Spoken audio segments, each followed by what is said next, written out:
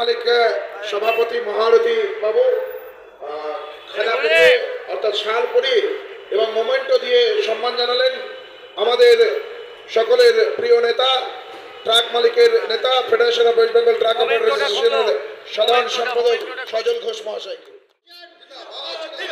গাড়ির মালিক ঐক্য, গাড়ির মালিক ঐক্য, গাড়ির মালিক ঐক্য। আমাদের সাধ্যমা দাবির ভিত্তিতে আমাদের বিক্ষোভ কর্মসূচি সফল হলো। আমাদের সাধ্যমা দাবিতে আমাদের বিক্ষোভ কর্মসূচি সফল হলো। Federation of West Bengal truck operator association জিন্দাবাদ। Federation of West Bengal truck operator association জিন্দাবাদ। সারা বাংলা ট্রাক মালিক ঐক্য জিন্দাবাদ। সারা বাংলা ট্রাক মালিক ঐক্য জিন্দাবাদ। সমাবেশ আপনার উদ্যোগে হলো, কি মনে করছেন কতটা সফল হলো, কি আগামী দিনে কিভাবে আপনারা সফল করার চেষ্টা করবেন? বিশেষ কথা হচ্ছে যে আজকে তো আপনি আমাদের সমাবেশ দেখেছেন। আমরা ফেডারেশনের তরফ থেকে আজকে সারা পশ্চিমবাংলার ট্রাক মালিকরা ওখানে হাজির হয়েছেন এবং আজকে ঐতিহাসিক সমাবেশ। এই ঐতিহাসিক সমাবেশে আজকে আমাদের যে দাবিগুলো ছিল আমরা সকলের কাছে সেই দাবির যে কথা আপনারা শুনেছেন প্রত্যেক ট্রাক মালিকদের থেকে। আমরা আগামী দিনে আমাদের যে কর্মসূচি আছে, আমরা ফেব্রুয়ারির 15 তারিখে আমরা একটা ডেপুটেশন দেব মাননীয় পরিবহন মন্ত্রীকে এবং পরবর্তীকালে আমরা অল ইন্ডিয়া মোটরস কংগ্রেসের সাথে আমরা একসাথে করে আমরা যেটা আমাদের যে ন্যায্য দাবি, যেটা পাওনা, এটা আমাদের মৌলিক অধিকার, ওটা যদি আমরা আদায় করতে পারি তাহলে আগামী দিনে আমরা বৃহত্তর আন্দোলন শুধু না চাকা জ্যামের দিকেই চলে যাব। কারণ আমাদের চাকা জ্যামটা শুধু ওয়েস্ট বেঙ্গল না, সারা ভারতবর্ষ সমেত চাকা জ্যাম হবে। যেহেতু এটা অনলাইন কেস আর পুলিশের জুলুম, এই অনলাইন কেসও সেন্ট্রাল গভর্নমেন্টের, পুলিশের জুলুমটা হচ্ছে রাজ্য সরকারের, ওভারলোডিংটা হচ্ছে রাজ্য সরকারের, এই এমবিআই জুলুমটা হচ্ছে রাজ্য সরকারের। আজকে এইসব জিনিসগুলো যে হচ্ছে, ট্রাক মালিকরা অতিষ্ঠ, অত্যাচারিত, নিপীড়িত পশ্চিমবাংলার ট্রাক মালিকরা। আমরা আগামী দিনে আপনাদের তো বললামই যে বৃহত্তর আন্দোলন। আপনারা যদি আগামী দিনে চাক্কা জ্যামের পথে যান তাহলে তো সাধারণ মানুষের তো অনেক ক্ষতি হয়ে যাবে, সেই দিকটা আপনারা কীভাবে? আমরা সবসময় সাধারণ মানুষের পক্ষে। আজকে যেই সমস্ত সাধারণ মানুষ যারা আছেন, আপনারা সবসময় আমরা একসাথে একই সাথে একই পরিবারের লোক মনে করি। আজকে একটা ট্রাকে সারা পশ্চিমবঙ্গ কেন সারা ভারতবর্ষের যত রকম প্রয়োজনীয় জিনিস সব আসে। আজকে সেই জায়গায় অপরাধমূলক কাজ করে যাচ্ছে এমবিআই থেকে আরম্ভ করে পুলিশ। আপনাদের মতো কিছু ট্রাক মালিক আছে, অসাধু ট্রাক মালিক, তারা যে অসাধু কাজ করছে তাদের চিহ্নিতকরণ আপনারা কীভাবে করছেন?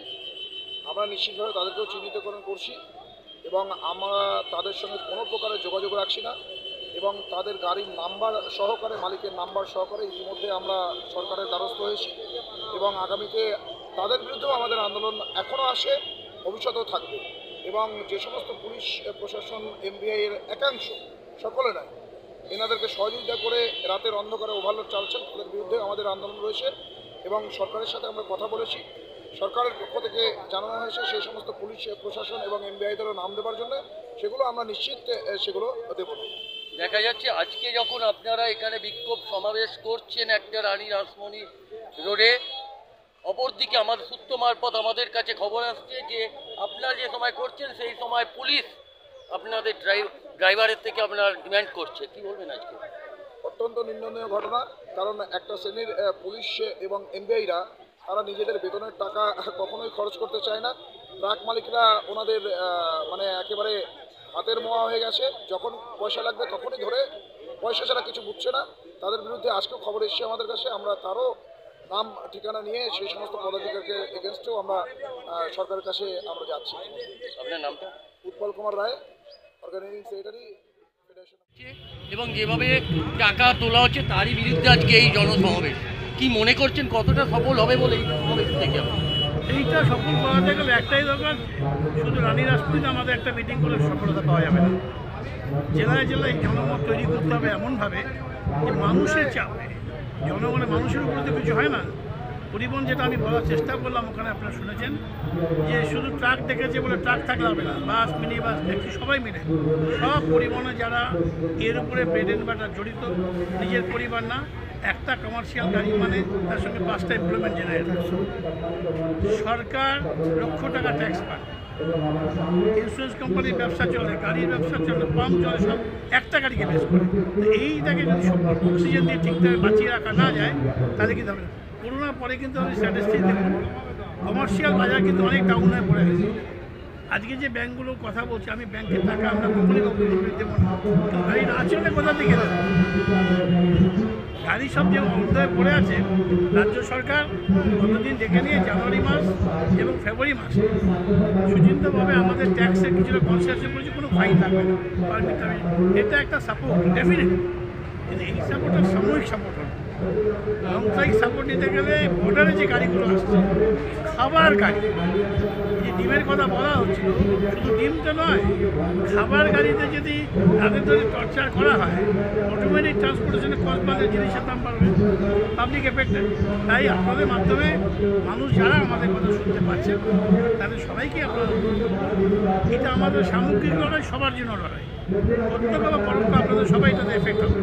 তাই এই আন্দোলনে আপনারা সবাই সামিল হবেন এবং আপনাদের মাধ্যমে আমাদের পশ্চিমবঙ্গের কেন্দ্রীয় সরকারের সঙ্গে তো আর বলে লাভ নেই, কেন্দ্রীয় সরকারের কেন্দ্রীয় স্তরে আমাদের মুভমেন্ট করতে দিল্লিতে পৌঁছে যাবে, সেই আবেদন আমরা আলোচনা করছি। রাজ্য স্তরে পরিবহনের দপ্তর যদি আছে সিনাসি ব্যক্তি সজ্জন হতে পারে, কাজটাও সজ্জন হতে সম্পর্ক জয়েন্ট কাউন্সিল অ্যাসোসিয়েশন সভাপতি। পশ্চিমবঙ্গের প্রত্যেকটা জেলায়, প্রত্যেকটা শহরে, আধা শহরে আমাদের একটা ইউনিট আছে এবং তারা ফেডারেশনের আন্ডারে 24টা জেলায় আমার প্রতিনিধিত্ব করে। আজকে যে আমাদের বিক্ষোভ সমাবেশ করা হয়েছিল 7 দফার ভিত্তিতে, সেটা সবাই আমাদের যে সমস্যা আছে সেই সমস্যাটা সবাই বুঝে গেছে এবং আগামী 15 তারিখের ভিতর আমরা পশ্চিমবঙ্গের ট্রান্সপোর্ট মিনিস্টারকে আমাদের এই দাবি দেওয়ার স্মারকলিপি দেব এবং যদি আমাদের সব সমস্যা, আমাদের যে 7 দফা কর্মসূচি যার ভিত্তিতে আজকে এই আমাদের বিক্ষোভ সমাবেশ হয়েছে, সেটা যদি না মেনে নেয়, আগামী 1 মাসের ভিতর আমরা সারা পশ্চিমবঙ্গের পণ্য পরিবহন গাড়ি এবং আমাদের সঙ্গে বাস এবং ট্যাক্সি, ওলা সবাই থাকবে, আমরা বৃহত্তর আন্দোলন যাবে। অতএব আমরা সবাইকেই, রাজ্য সরকারকে অনুরোধ করব আপনাদের মাধ্যমে যেন আমাদের এই 7 দফা যে কর্মসূচি, যার বিরুদ্ধে, যার প্রতিবাদে আমরা বিক্ষোভ সমাবেশ করেছি, সেটা আমাদের যে ন্যায্য দাবি সেটা আমাদের দিতে হবে। যদি না দেয় 1 মাসের ভিতর আমরা বৃহত্তর আন্দোলনে পণ্য পরিবহন এবং বাস মালিক, অটো, মিনি বাস সবাই মিলে আমরা আন্দোলন যাবে। Subhash Chandra Bose, president, federation of West Bengal. টাকা তোলার একটা রাস্তা তৈরি করেছে।